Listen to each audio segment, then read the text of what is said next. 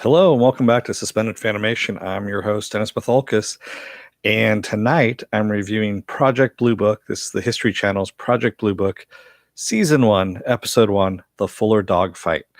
This is a new series by the History Channel, set, of course, in the 50s, about Dr. J. Allen Hynek. It's a real person who was part of Project Blue Book, which is part of the military's UFO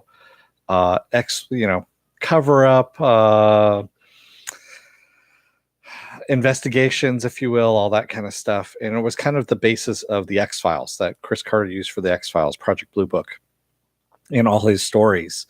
So if you haven't seen it on the History Channel, it's out there.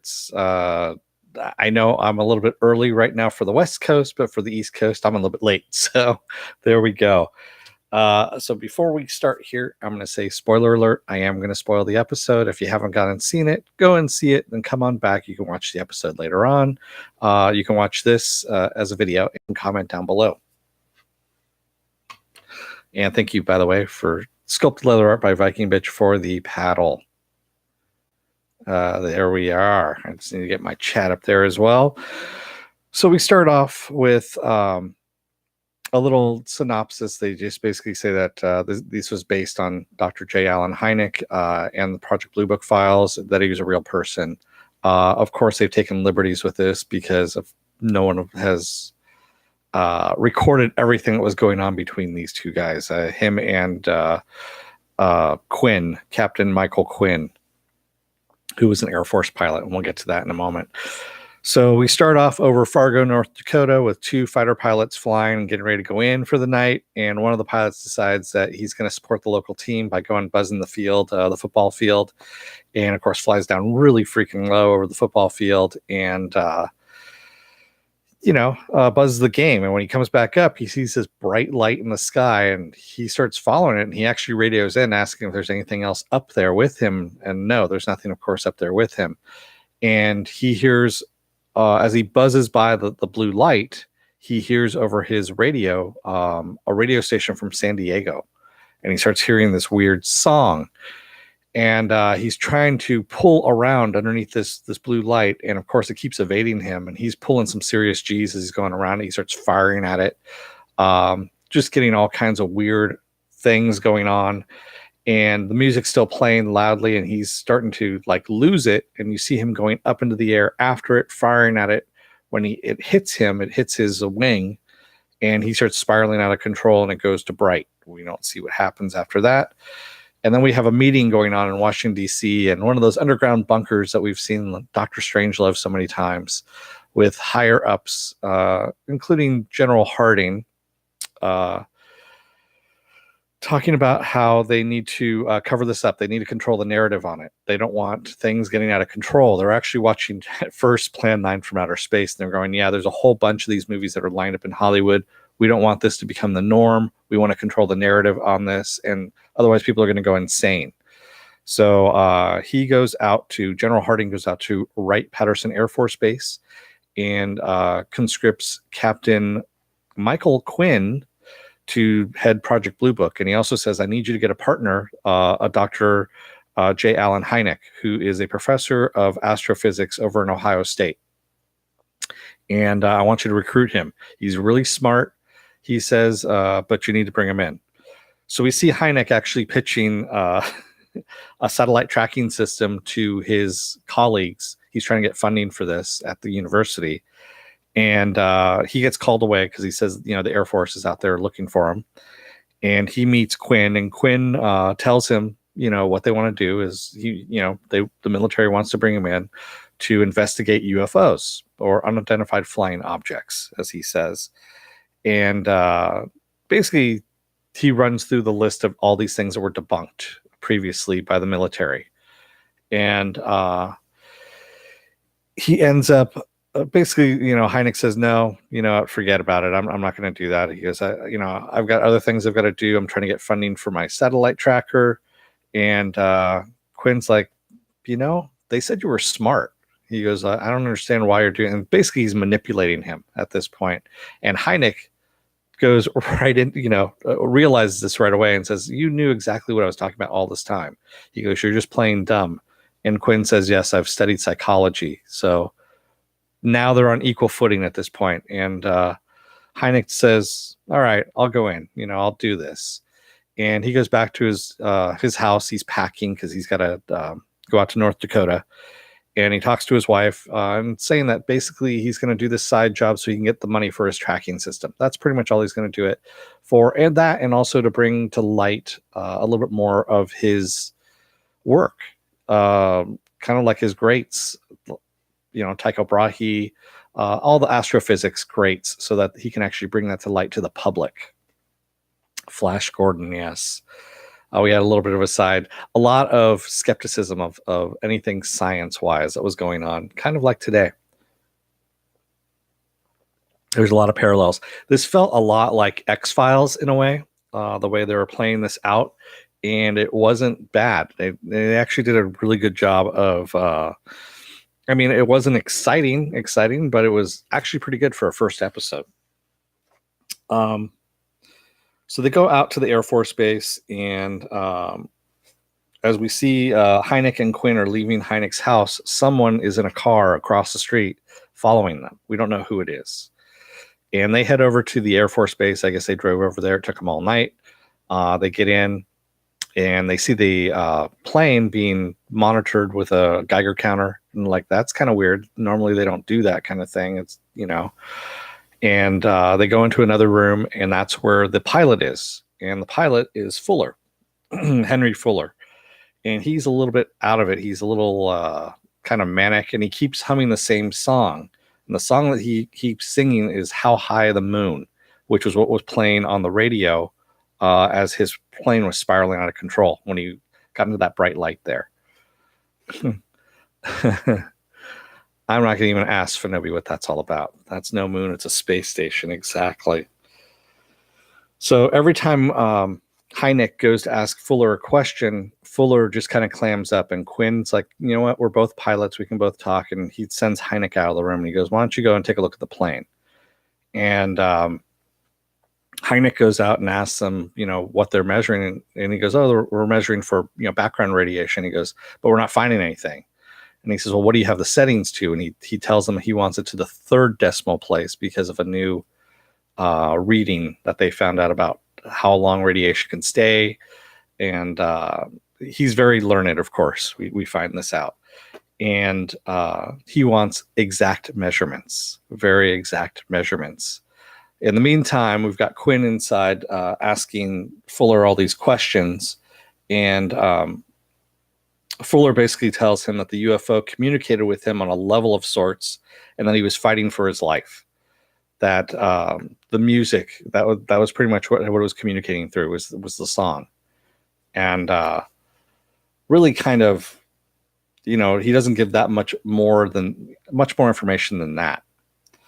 In the meantime, we see Mrs. Hynek, or Mimi is her name, in the department store, and she runs into another newlywed named Susie, who's just moved into town, and asking about lipstick and what lipstick goes better with her, complexion and all this kind of stuff. And and right away, my spidey sense went off, if you will, and on Susie, because she was a little too convenient there and stood out, especially for Columbus, Ohio.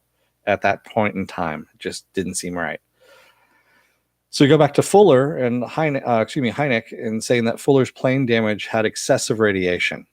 And Quinn's like, "What do you mean by excessive radiation?" And he starts talking about planes are in the stratosphere, how many millirems they get. I'm not going to bore you with details. I actually know about radiation. I've worked with it before myself.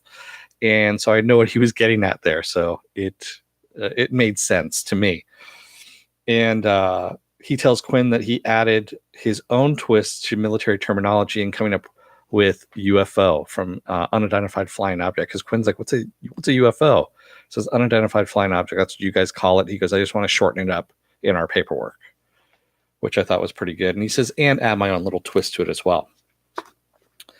So Quinn ends up showing Hynek a weather balloon and the huge weight that hangs off the back of a weather balloon, and saying this is what caused the damage. He basically ran into it and took a big chunk out of his plane.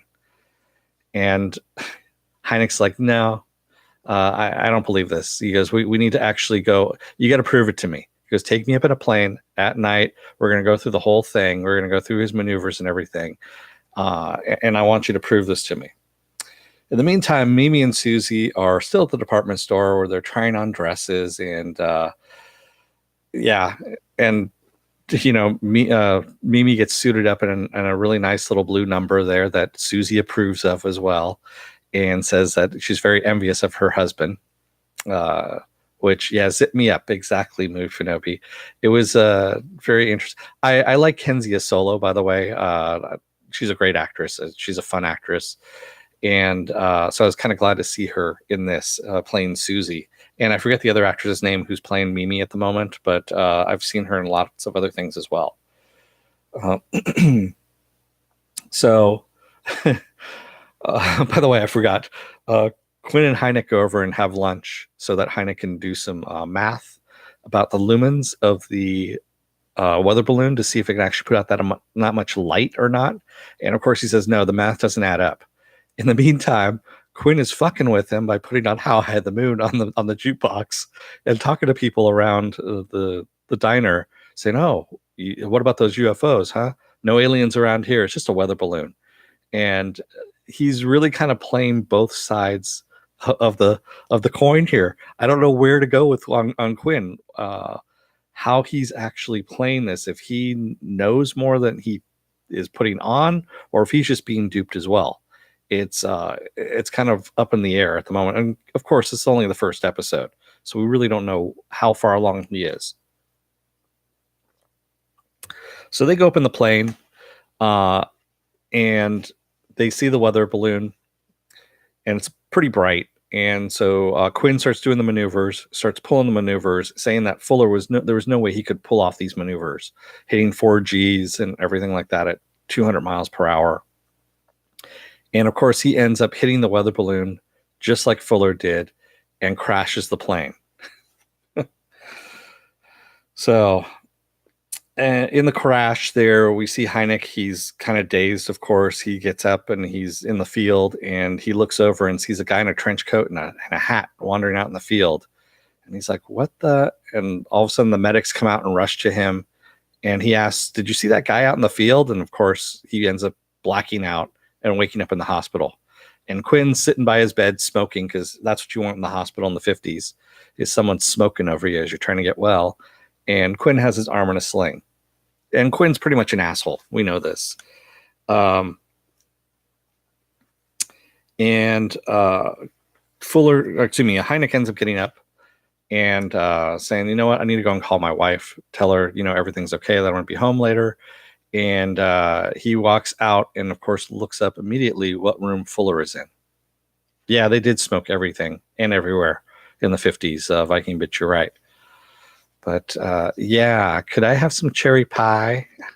That was actually kind of a small piece of cherry pie, movie Finobi, that they had there. It wasn't one of those big pieces of cherry pie they keep talking about that everyone had in the 50s. I don't know. I wasn't born in the 50s, so contrary to popular belief. So yeah, Hynek finds out what room Fuller is staying in and decides to get a little more information. In the meantime, Mimi gets home from her shopping trip. She gets home a little bit late, and of course, her son is sitting by himself in front of the TV watching duck and cover films and freaking out because, of course, he's sitting in the dark watching this stuff. And she's like, "I'll turn that off and let's go get dinner," kind of thing. And General Harding, in the meantime, comes in and talks to Quinn and goes, what the hell was up? Why are you up in the plane? You're not supposed to be up in the plane. And Quinn says, well, I wanted to prove his theory wrong. I wanted to prove Hynek's theory wrong. And Harding's like, you're not here to prove his theories wrong. You're here to close files. That's it. That's all I want you to do is close files. And General Harding, being a dick, he goes, I'm going to go and talk to Fuller now. He goes, I got to talk to him and find out what's going on. In the meantime, Hynek is talking to Fuller, and Fuller says that he wasn't in control of the plane. That basically the light was showing him what it could do, that it could actually control his plane, and that he didn't tell anyone about it because they thought he would be crazy. And he said, the only reason why I'm talking to you about this because you were the first person that asked about the music. and why I was singing that music and how it was communicating with me on that. And Harding is outside the door and actually overhears all this stuff. So he's pretty concerned at this point. So the next, and also Fuller says that the radio station that he overheard was actually KKJH in San Diego, and they're in North Dakota. So there's no way in hell he could have gotten that over the radio. So Quinn, the next morning, ends up telling Hynek that he wrote the report and closed it. He closed the report. It's done. And Hynek's pretty pissed at this point. He goes, well, if you didn't want me to research any of this stuff with you, why did you bring me into this in the first place? And Quinn's like, don't worry about it. Everything's good. Everything's, done. Here's the keys to the car. Get the hell out of here. So Hynek's driving home, and he's by himself on this weird last little road. And who ends up driving up behind him but the mysterious man from the field in another car, who rear ends him, then pulls off to the side of the road off on this other intersection. And Hynek backtracks, goes to an abandoned amusement park, and follows him in, because that's what you want to do in a foggy field, is follow some guy that just rear-ended you into an abandoned amusement park. Sounds good to me. And as he's running back there, we cut over to General Harding, and Harding's talking to another general, and Harding says it's time that he recommends that he is initiated into the program. We don't know who he is. We're assuming that it's Hynek, but it could also be Quinn. We don't know for sure, but we know that someone is going to be initiated into a program, and we don't know what program this is. In the meantime, Hynek runs into this building he's followed the man into, and we hear this little girl reciting numbers is what we hear. And there's a old dentist chair, like creepy dentist chair with, of course, tie downs and weird implements of torture, of course, and a projector that's projecting weird images up on the screen and numbers as well. And Hynek seems to kind of get lost in it, almost transfixed by it, and it whites out to the screen.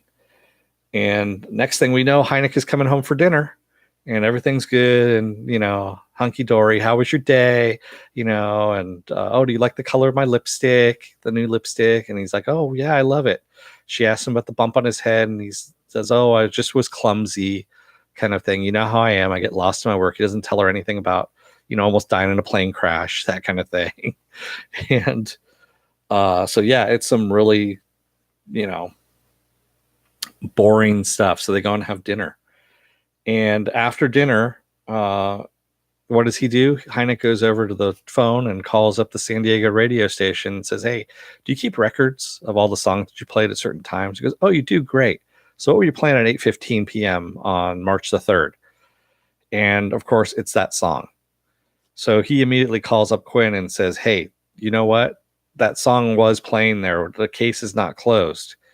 And Quinn's like, why are you digging this shit up? You know what? We're done. We should be done with this, and let's get on with life, kind of thing. And of course, Quinn doesn't tell him about what happened at the amusement park, and he's got the string of numbers written down on his little notebook with him. So yeah, it's some really weird shit going on at this point, because no one knows who to trust and who not to trust at this point. So Hynek's outside. He's gazing up at the stars, and Mimi comes out to see what he's doing. She's like, what are you doing? He goes, oh, I'm just looking at the stars. And she'll come on inside. It's getting cold. And just before he walks in, we see him looking up at the sky, and the picture gets taken. And there's a car across the street. And who's inside the car but Susie with a camera? Da, da, da. Yeah. So we finally end up with Fuller. He's sitting in the the little lounge inside the hospital there, and 3 orderlies come by and they're like, hey, we need to go take some more tests. And he's like, no, I'm good. I'm feeling good. We're like, well, come on, we got to take you some more tests. And the 2 of them hold him down while the other guy injects him, basically drugs him, and they drag him away. And we see General Harding get off the phone, and he says it's been taken care of. And that's all we get. We don't know what's been taken care of, what the project is that someone's going to be indoctrinated into, if Quinn is working with everybody, or if he's just as much of a patsy as Hynek is. We don't know. And also, what the hell happened to Hynek? Was he overwritten? What are those numbers? We know that Susie, of course, is working for somebody. Is it the American government? Is it the Russian government? Is it something else entirely different? We don't know. Lots of questions. And yes, Viking Bitch, you're right. I think this show does have potential. It was a lot of fun, honestly. It wasn't as slow a burn as I thought it was going to be. It was a bit faster paced. Actually, not faster paced. I should say it was a good solid pace, and definitely worth the watch. Had a really good production value, high production value. Everything looked, 50-ish, that kind of thing, and I liked it. It wasn't bad. Viking Bitch said, I had an art history professor talk about Duck and Cover. He said, don't let anyone lie to you like that. They want us to be incinerated into neat little piles. Yeah. I think I had a teacher back in the 80s who said, yeah, you know what? Because we lived at the time where I was going to school, pretty much 3 miles away from a naval weapons station. So we were going to be incinerated no matter what. And they said, yeah, if you want to make a nice, interesting mark, you can leave some kind of weird pattern on the wall, pose into a weird pattern, because that's pretty much all you're going to be leaving. Yeah. Wow, went really dark really fast, didn't it? There we go. Who can you try? Marks, what's going on, man? Looking for a home? Well, you found one. Welcome. Cherry pie. Yes, there's too many jokes about cherry pie. Viking Bitch says they made pie bigger back in the 50s. They did. And again, there's jokes in there too that I'm not going to go with, but yeah.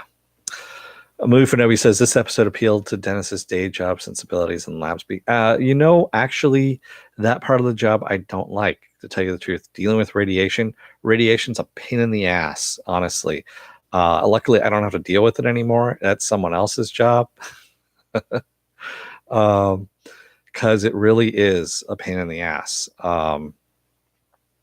Having to do the calculations that he was going through, Hynek, for the lumens, it was fairly interesting. I'm surprised it took him that long to go through it, because he only had a few, data points to work with. So yeah, he probably could have figured it out on the drive over, if anything. Sorry, Mom called. Sorry for Nobi. Just tell her Jason Momoa is on TV. Tell her what channel, and then you can hang up.